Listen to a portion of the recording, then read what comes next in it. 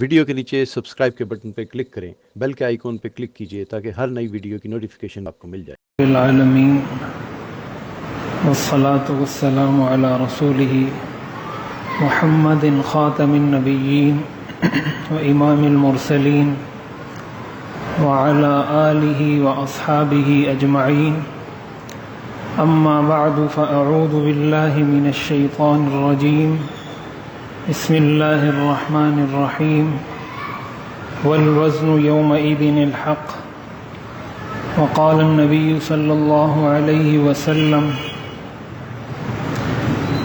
هو شهر يرفع فيه الأعمال إلى رب العالمين فأحب أن يرفع عملي وأنا صائم۔ شعبان کا مہینہ شریعت کی نظر میں ایک خصوصی اہمیت کا حامل مہینہ ہے۔ اس کی کئی وجوہات ہیں، ان میں سے ایک بنیادی وجہ یہ ہے کہ یہ مہینہ رمضان المبارک کی آمد کا پیش خیمہ ہے۔ اس مہینے کے بعد سب سے مقدس مہینہ شروع ہوتا ہے،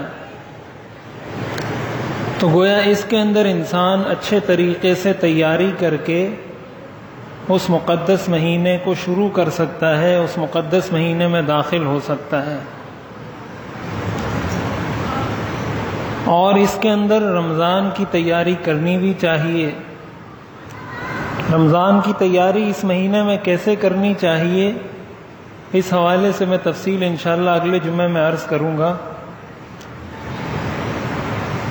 دوسری وجہ شعبان کی اہمیت کی یہ ہے، حدیث شریف کے اندر آتا ہے تو اسامہ ابن زید رضی اللہ تعالیٰ عنہ فرماتے ہیں کہ میں نے حضور علیہ الصلاۃ والسلام سے پوچھا، لم ارک تصوم شہرا من الشہور ما تصوم من شعبان، کہ میں نے آپ کو شعبان کے علاوہ کسی مہینے میں اتنی کثرت سے روزے رکھتے ہوئے نہیں دیکھا۔ یعنی جتنی کثرت سے آپ شعبان کے مہینے میں روزے رکھتے تھے اور کسی مہینے میں اتنی کثرت سے آپ نفلی روزے نہیں رکھا کرتے تھے۔ تو انہوں نے حضور علیہ الصلاۃ والسلام سے پوچھا کہ آپ ایسا کیوں کرتے ہیں، شعبان میں آپ اتنی کثرت سے روزے کیوں رکھتے ہیں؟ حضور علیہ الصلاۃ والسلام نے ارشاد فرمایا، ذالک شہر یغفل الناس عنہ بین رجب و رمضان، کہ یہ وہ مہینہ ہے جس سے بہت سارے لوگ غفلت میں پڑے ہوئے ہیں۔ بہت سارے لوگوں کو اس مہینے کی اہمیت کا پتہ نہیں ہے، اور یہ مہینہ رجب اور رمضان کے درمیان ہے، یعنی رجب کے بعد آتا ہے اور رمضان سے پہلے آتا ہے۔ اور پھر آگے آپ نے اس کی وہ خصوصیت بیان فرمائی، آپ نے فرمایا وَهُوَ شَهْرٌ يُرْفَعُ فِيهِ الْأَعْمَالُ إِلَى رَبِّ الْعَالَمِينَ، یہ وہ مہینہ ہے جس میں انسان کے اعمال اللہ کے سامنے پیش کیے جاتے ہیں۔ اللہ کی بارگاہ میں انسان کے اعمال اس مہینے میں پیش ہوتے ہیں۔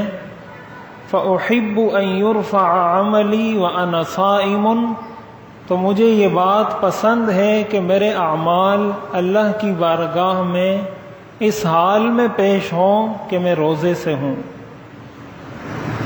اس میں آپ نے شعبان کے مہینے کی یہ دوسری خصوصیت بتائی کہ اس مہینے میں انسانوں کے اعمال اللہ کی بارگاہ میں پیش ہوتے ہیں۔ تو ظاہر ہے جس حال میں انسان ہوگا اس کے اس حال کا بھی تذکرہ ہوتا ہے کہ اس وقت وہ اس حال میں ہے۔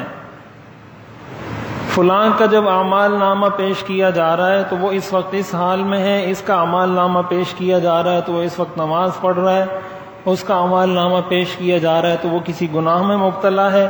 ہر آدمی کے اعمال پیش ہو رہے ہیں۔ اب ظاہر ہے جس کے اعمال جس حالت میں پیش ہوں گے تو اسی حساب سے اس کے ساتھ پھر برتاؤ کیا جاتا ہے۔ مثال کے طور پر کسی بڑے کے سامنے، کسی افسر کے سامنے کسی کی رپورٹ پیش کی جاتی ہے کہ یہ آپ کا بڑا فرما بردار ہے، یا یہ حکم کو ماننے والا ہے، یا یہ ملک کی قوانین کی پاسداری کرنے والا ہے، اور جس وقت وہ رپورٹ پیش کی جا رہی ہے عین اس وقت میں اگر وہ اسی چیز کی خلاف ورزی کر رہا ہو جس چیز کی رپورٹ پیش کی جا رہی ہے، مثلا یہ رپورٹ پیش کی جا رہی ہے کہ وہ تو آپ کی ہر بات کو مانتا ہے، اور جس وقت یہ رپورٹ پیش کی جا رہی ہے عین اسی وقت میں وہ اس بڑے کی بات کو رد کر رہا ہو، اس کی خلاف ورزی کر رہا ہو، تو بڑا آگے سے یہی کہے گا کہ تم یہ کہہ رہے ہو کہ وہ میری بات مانتا ہے، وہ تو ابھی بھی میری بات کی خلاف ورزی کر رہا ہے۔ تو اسی طرح جب انسان کے اعمال اللہ کی بارگاہ میں پیش ہوتے ہیں تو فرشتے اگر یہ کہتے ہیں کہ اس نے اچھے اعمال کیے ہیں تو اس کو بھی دیکھا جاتا ہے کہ ابھی وہ کیا کر رہا ہے، ابھی وہ اچھا عمل کر رہا ہے یا برا عمل کر رہا ہے، تو اس سے بھی بڑا اثر پڑتا ہے۔ تو آپ نے فرمایا کہ اس مہینے میں انسانوں کے اعمال اللہ کی بارگاہ میں پیش ہوتے ہیں۔ انسانوں کے اعمال 3 مراتب میں اللہ کی بارگاہ میں پیش ہوتے ہیں۔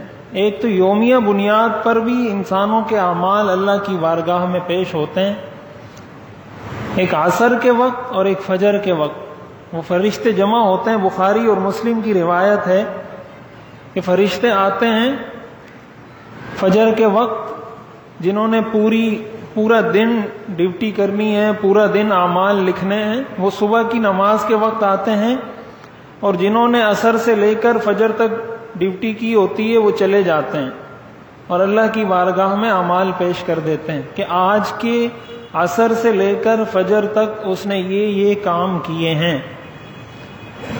پھر عصر میں دوبارہ وہ آ جاتے ہیں، جنہوں نے پورا دن ڈیوٹی کی ہوتی ہے وہ چلے جاتے ہیں، اور عصر میں اللہ کی بارگاہ میں پیش ہو کر انسان کے اعمال کی رپورٹ پیش کرتے ہیں کہ فجر سے لے کر عصر تک فلاں بندے نے یہ کام کیے ہیں۔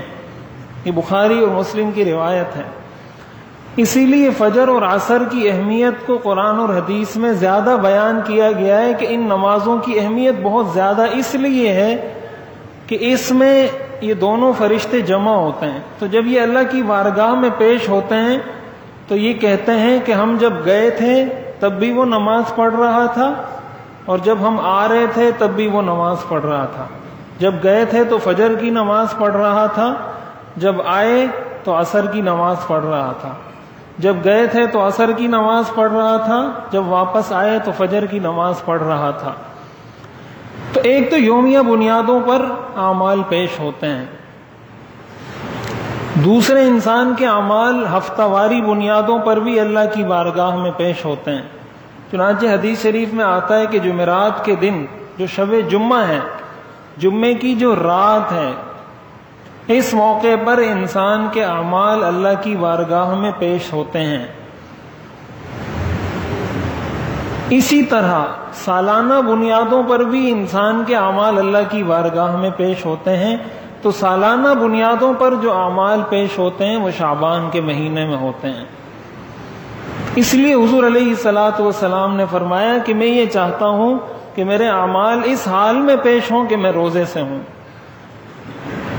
تو ایک چیز ہمیں اس مہینے کی خصوصیت یہ بھی معلوم ہو گئی کہ اس مہینے میں انسانوں کے اعمال اللہ کی بارگاہ میں پیش ہوتے ہیں، لہٰذا اس لیے بھی انسان کو اس مہینے میں زیادہ اہتمام کے ساتھ عبادت کرنی چاہیے، اپنے گناہوں سے توبہ کرنی چاہیے، اللہ کو راضی کرنا چاہیے کہ جب میرے اعمال اللہ کی بارگاہ میں پیش ہوں تو اللہ تعالیٰ مجھ سے راضی ہوں، اور ایسی حالت میں میرے اعمال پیش ہوں کہ میں اللہ کی فرما برداری میں لگا ہوا ہوں۔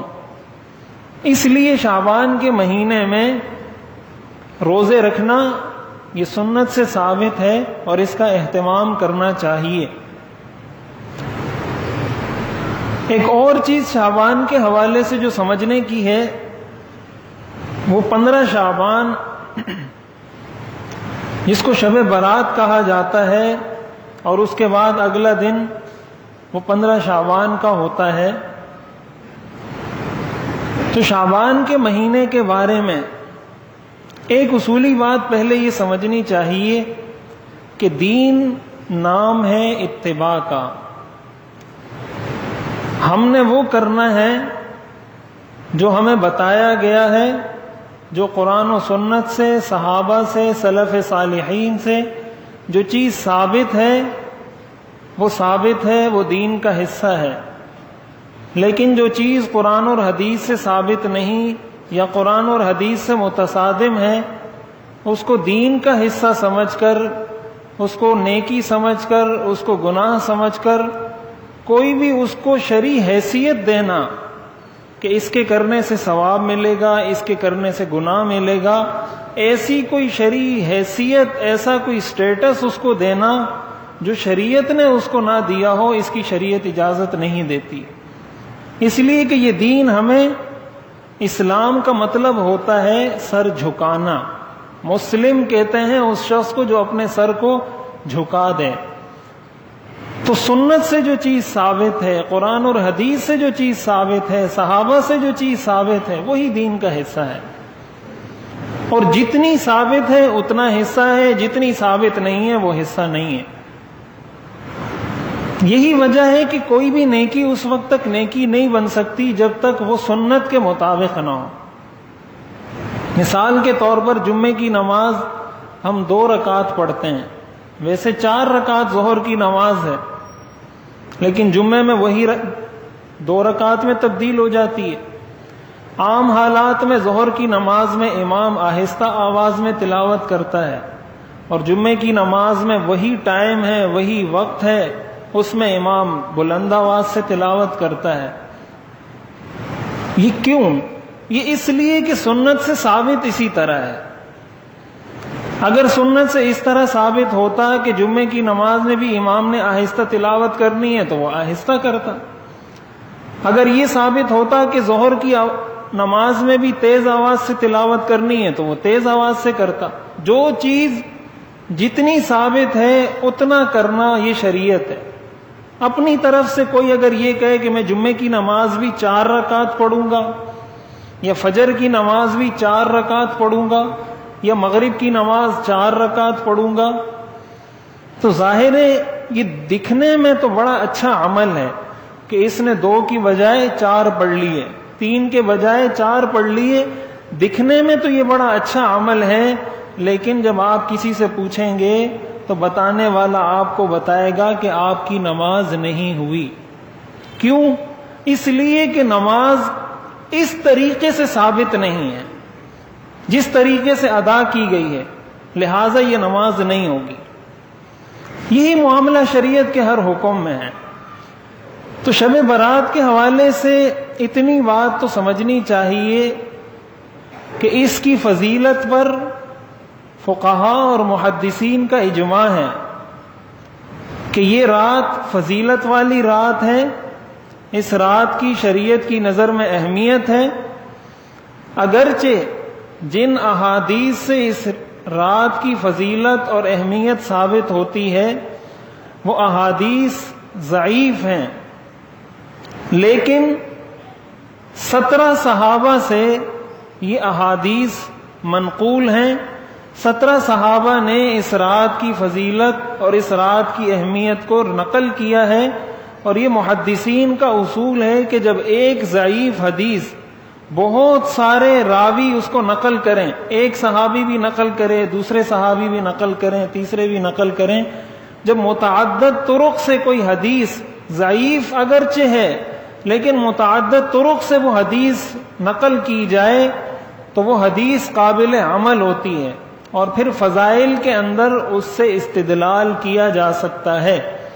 اسی لیے امت کا، امت کے فقہاء کا، امت کے محدثین کا اس بات پر اتفاق ہے کہ یہ رات اہمیت والی رات ہے، اس رات کی فضیلت ثابت ہے، اور اس رات کو اللہ کی عبادت سے آباد کرنا چاہیے. اس رات میں زیادہ اہتمام کے ساتھ کوشش کرنی چاہیے کہ انسان اللہ کو راضی کرے۔ چنانچہ بعض روایات میں آتا ہے کہ اس ایک رات میں اللہ تعالی، حدیث میں آتا ہے بعدد شعور غنم کلب، قبیلہ کلب کی بکریوں کے بالوں کے برابر انسانوں کی اللہ تعالی مغفرت فرما دیتے ہیں۔ اسی طرح ایک روایت میں آتا ہے کہ اللہ تعالیٰ اس رات میں متوجہ ہو کر انسانوں سے فرماتے ہیں حل من مستغفر فاغفر لہ، کیا کوئی مغفرت طلب کرنے والا ہے جس کی میں مغفرت کروں؟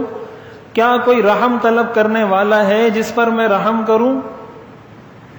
اور اس رات میں مشرک کی مغفرت نہیں ہوتی، اس شخص کی مغفرت نہیں ہوتی جو اپنے دل میں کسی مسلمان کے لیے کینہ رکھتا ہو، اس شخص کی مغفرت نہیں ہوتی جو والدین کا نافرمان ہو، اور ایک روایت میں آتا ہے اس شخص کی مغفرت نہیں ہوتی جو شلوار کو ٹخنے سے نیچے رکھتا ہو۔ تو اتنے فضائل تو اس کے ثابت ہیں۔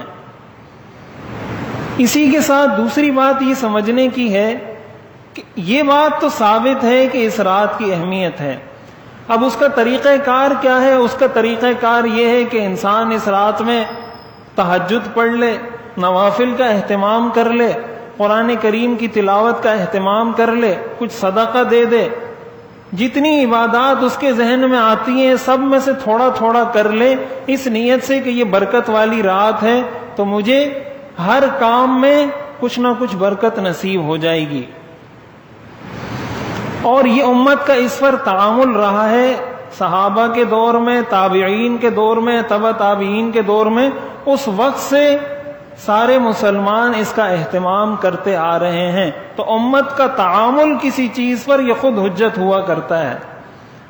لیکن دوسری بات یہاں سمجھنے کی یہ ہے کہ اس رات کی کوئی مخصوص عبادت سنت سے ثابت نہیں ہے، یعنی اس رات میں کوئی مخصوص عبادت بتلانا کہ اتنی رکعت پڑھیں گے تو اس سے یہ ثواب ملے گا، اتنی رکعتیں پڑھیں گے یا اس طریقے سے پڑھیں گے یا یہ کریں گے، یہ چیز قرآن اور حدیث سے ثابت نہیں ہے۔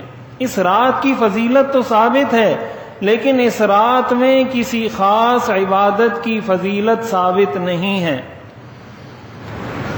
تیسری بات یہ سمجھنے کی ہے کہ یہ بات جو نفل نماز ہوتی ہے اس کی جماعت کرنا، اس کو فقہا نے مکروہ تحریمی لکھا ہے۔ مکروہ تحریمی کا مطلب حرام ہوتا ہے، یہ حرام ہے، مکروہ تحریمی ہے۔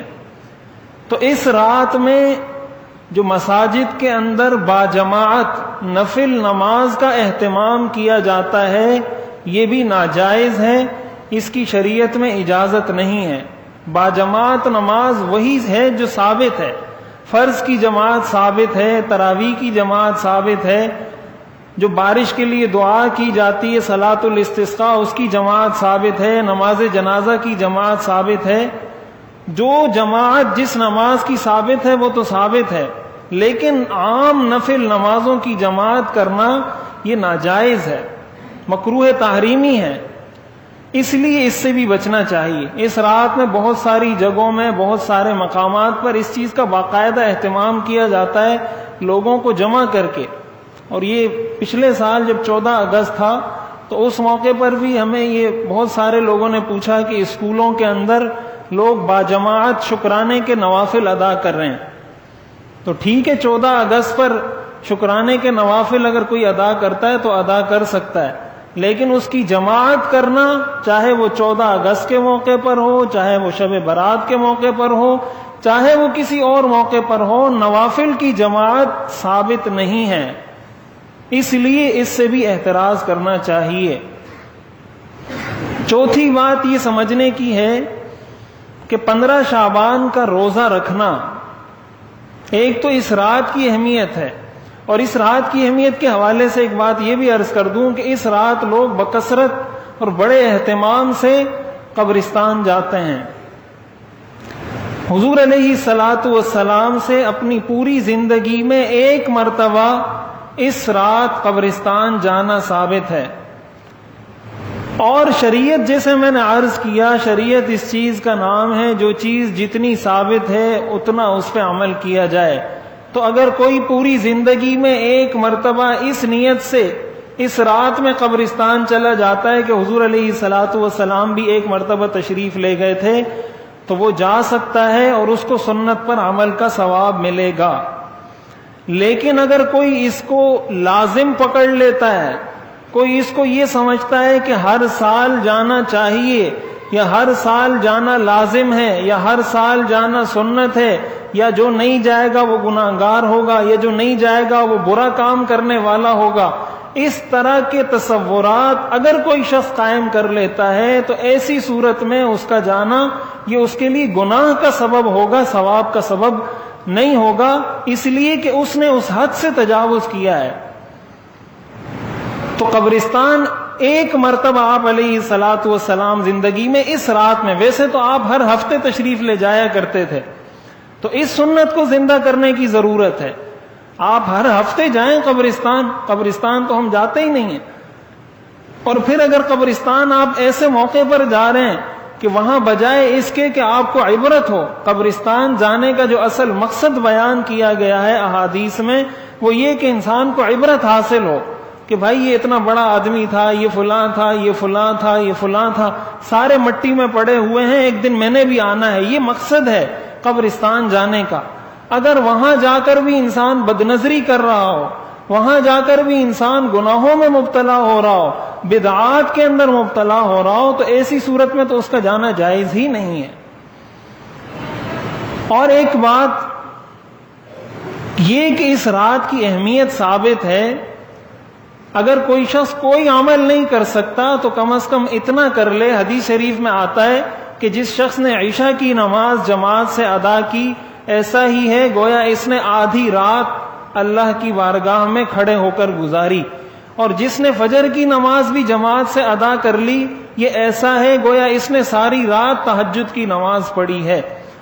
اور کچھ نہیں کر سکتا یہی اہتمام کر لے کہ عشاء کی نماز بھی جماعت سے ادا کرے، فجر کی نماز بھی جماعت سے ادا کرے۔ کچھ نہیں کر سکتا کم از کم باوضو ہو کر سنت کے مطابق سو جائے، یہی اس کے لیے کافی ہے۔ 15 شعبان کے روزے کے حوالے سے یہ عرض کروں کہ 15 شعبان کے روزے کی الگ سے کوئی خصوصیت اور فضیلت قرآن اور حدیث میں ثابت نہیں ہے، لہٰذا اگر کوئی اس نیت سے روزہ رکھتا ہے کہ 15 شعبان کا روزہ رکھنا الگ سے کوئی ثواب رکھتا ہے تو یہ بات ٹھیک نہیں ہے۔ ہاں اتنی بات ہے کہ شعبان کے مہینے میں حضور علیہ الصلاۃ والسلام کثرت سے روزے رکھتے تھے، اگر کوئی اس نیت سے رکھتا ہے کہ آپ شعبان میں روزے رکھتے تھے تو میں 15 شعبان کو رکھ رہا ہوں تو ٹھیک ہے، رکھ سکتا ہے۔ دوسری وجہ یہ بھی ہے کہ حضور علیہ الصلاۃ والسلام کا یہ معمول تھا کہ آپ ہر اسلامی مہینے کے جو 3 تاریخیں تھیں 13، 14، 15 جن کو ایام 20 کہا جاتا ہے، ہر مہینے آپ یہ 3 روزے رکھا کرتے تھے، اور یہ آپ کا ہمیشہ کا معمول تھا۔ سفر میں بھی آپ یہ روزے رکھتے تھے، جب مقیم ہوتے تھے تب بھی روزے رکھتے تھے۔ تو یہ 15 شعبان بھی ان تاریخوں میں سے ایک تاریخ ہے۔ اگر اس وجہ سے بھی کوئی رکھتا ہے کہ یہ ان 3 دنوں میں سے ایک دن ہے تو مجھے ایام 20 کی فضیلت حاصل ہو جائے گی، تب بھی ٹھیک ہے۔ اس وجہ سے رکھتا ہے کہ شعبان کے مہینے میں روزہ رکھنا فضیلت رکھتا ہے تو رکھتا ہے، تب بھی ٹھیک ہے، لیکن اس نیت سے کہ اس دن کی الگ سے شریعت میں کوئی خاص فضیلت ہے، اس نیت سے روزہ رکھنا یہ ثابت نہیں ہے، لہذا اس نیت سے روزہ نہ رکھا جائے۔ تو یہ وہ چند چیزیں ہیں جس کو سمجھنا چاہیے۔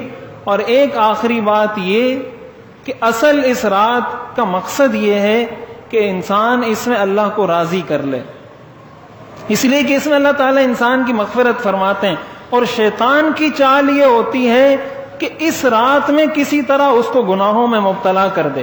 اب بدعت یہ گناہ کبیرہ ہے، اب بدعات میں اگر اس نے مبتلا کر دیا، اب حدیث میں تو یہ آتا ہے کہ اللہ تعالیٰ قبیلہ کلب کی بکریوں کے جسم پر جتنے بال ہیں ان بالوں کی مقدار میں انسانوں کو بخشتے ہیں۔ تو اسی رات میں اگر کوئی شخص بدعات میں مبتلا ہو جاتا ہے، گناہوں میں مبتلا ہو جاتا ہے، اس کا مطلب شیطان اپنی چال میں کامیاب ہو گیا۔ اللہ تعالیٰ تو اس انسان کی مغفرت کرنا چاہتا تھا، اور شیطان نے اسی اہمیت والی رات میں جس کی اہمیت ثابت ہے اس میں اس سے ایسا کام کروا دیا جو اس کی مغفرت کے بجائے اور جہنم سے قریب ہونے کا ذریعہ بن گیا. تو جو چیز جتنی ثابت ہے اس کو شریعت سمجھ کر اس پر عمل کا اہتمام کرنا چاہیے. اور اس رات میں ایک چیز یہ کہ ہمارے ہاں بجائے اس کے کہ اللہ کو راضی کیا جائے، ایک تو بدعات بہت کثرت سے، کوئی حلوہ پکاتا ہے، کوئی کیا کرتا ہے، کوئی کیا کرتا ہے، اور اس کو ثواب کی نیت سے یا فضیلت کی چیزیں سمجھتے ہیں. یہ چیزیں ثابت نہیں ہیں. دوسرے نمبر پر اس رات میں آتش بازی کی جاتی ہے، پٹاخے پھوڑے جاتے ہیں. اب اس کا اس رات سے کیا تعلق ہے؟ اس چیز کا اسلام سے کیا تعلق ہے کہ آپ پیسے بھی ضائع کر رہے ہیں، لوگوں کو بھی تکلیف پہنچا رہے ہیں، لوگوں کی نیند بھی خراب کر رہے ہیں، اور آپ یہ سمجھ رہے ہیں کہ میں شب برات منا رہا ہوں، اس میں پٹاخے پھوڑوں گا تو مجھے کوئی فضیلت حاصل ہو جائے گی. تو جو کرنے کے کام ہے اس سے شیطان ہمیں اس لیے ہٹانا چاہتا ہے کہ اس کی ساری زندگی کی محنت ایک اللہ کی مغفرت سے ختم ہو جاتی ہے، تو وہ ان کاموں میں لگاتا ہے. یہ والدین کی ذمہ داری ہے، اپنے بچوں کو سمجھائیں. اساتذہ کی ذمہ داری ہے، اپنے بچوں کو سمجھائیں. یہ چیزیں تربیت کا حصہ ہونی چاہیے. جب بچوں کو یہ چیزیں سکھائیں گے تو وہ سیدھی راہ پر چلیں گے اور جو غلط راہیں ہیں ان سے بچنے کی کوشش کر سکیں گے. اللہ تعالی ہمیں عمل کرنے کی توفیق عطا فرمائے. وآخر دعوانا ان الحمد للہ رب العالمین.